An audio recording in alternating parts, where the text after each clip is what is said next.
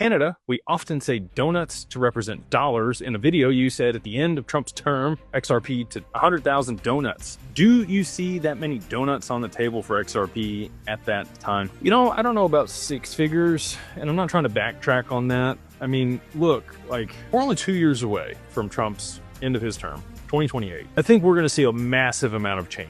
Like a massive amount of change between now and then. You would have to see derivatives come on, and we would probably need interplanetary commerce of some kind, and you're going to need AI agents to be proliferating at an exponential rate, okay? So all of those things compounding, it's possible.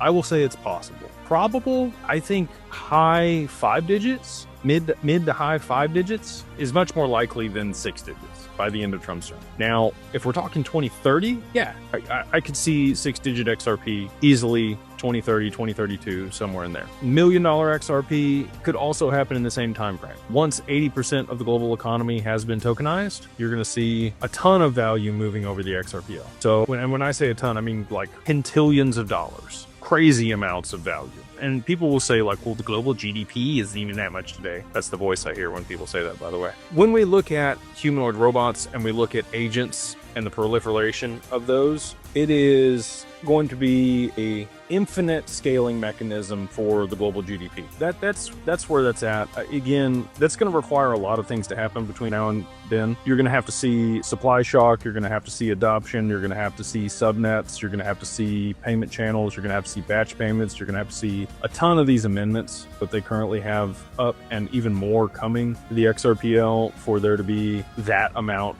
of volume and price. But with all those things and catalysts that are just mentioned, it's not that it's impossible. And we did see Bitcoin go from $1 to $100,000 in 15 years. And I think you could see XRP do that in half the time. So maybe a little less than half the time, call it 5 years from now.